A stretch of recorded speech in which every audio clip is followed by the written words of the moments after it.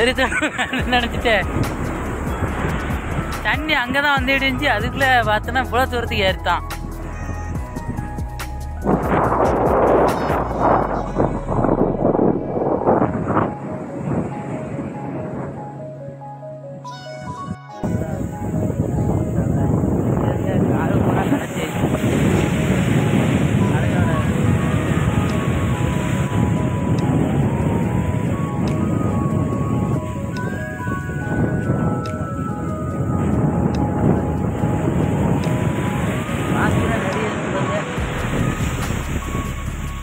ஏதோ முட்டை மாதிரி இருக்கு.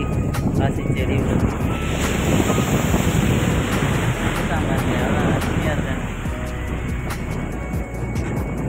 இது பீச்சோட பள்ளம். கன்னியாகுமரி மாவட்டம் பள்ளத்தில் வேற லெவலில் இருக்கான். சரியா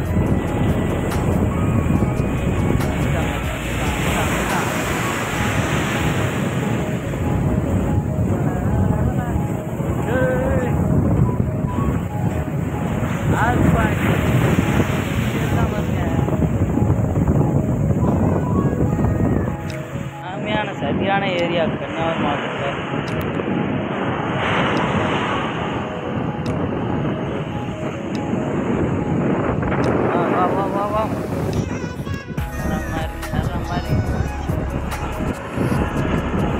ஆனால் இந்த மாதிரி இடத்துக்கு இப்போ தான் இதான் ஃபஸ்ட் டைம் வந்திருக்கேன். அந்த பீச்சுக்கு சூப்பராக தாங்க இருக்குது, நல்லா இருக்குது. கன்னியாகுமரி பக்கத்துலேயும் அழகான பீச் இருக்குது. ஒரு நாள் பார்க்கல, அன்றைக்கி மேப்பில் பார்த்தோம். சரி நடவரம் போயிட்டு வந்து மண்டாடி வந்தாச்சு.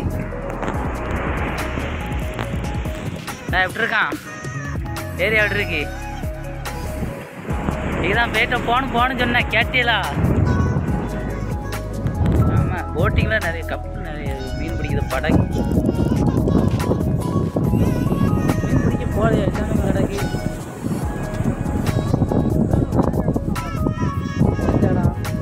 கோவளம் பீச்சு வேறு. இன்னொன்று வந்து மண்டக்காடு பீச்சு. அது தக்காளிக்கு தானே இருக்குது மண்டக்காடு பீச்சுனா.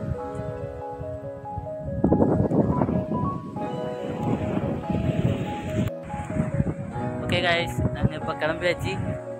நாங்கள் அப்படி போகலாம். கிளம்பி வெளியே கட்ட வேண்டாமா? இப்போயும் ஆரம்பிக்கணும். அதுக்கு ப்ராக்டிஸ்லாம் பண்ணணும்ல பேசி. அப்படி வெறித்தனமாக அப்படி கிளம்பியாச்சு.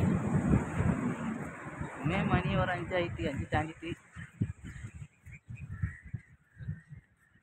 வாங்க நம்ம போட்டு ஆடி நம்ம கடலில் போய் மீன் முடிச்சுட்டு வரோம். ஆமாம், வலை வேற இங்கே இருக்கு. சரி பார்த்துக்கோ, அந்த பீச்சை பார்த்துக்கோ. இங்கே தான் ஆரம்பிக்கும் நம்ம யூடியூப் சேனல். ஒரு வருஷம் ஆனதுக்கப்புறம் மறுபடியும் வரணும். வாங்க நம்ம கார்கிட்ட வந்தாச்சு. நம்ம கார் ஆமாம், இந்த 10 வரைக்கும் போயிடும். அதில் அடியில் ஏதோ தட்டிச்சு பிடிங்கிருக்கக்கூடாது. அடியில் தட்டிச்சு பிடிங்கிடக்கூடாது.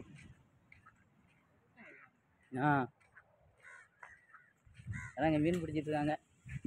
வாங்க நம்ம காருக்கும். காரில் ஏறியாச்சு.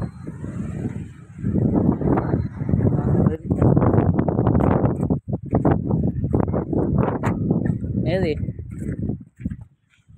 இல்லை அது யாருன்னு உள்ளது. அது யாருன்னே அவரை அடிச்சுது. இது அடிச்சது உள்ள அடியில். அவர் தான் வளைச்சி இடித்து வச்சுருக்காரு வண்டியை.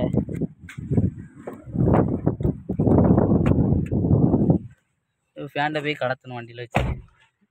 இன்னும் மண்ணாயிடுச்சு. ஓகே கைஸ், பாய்.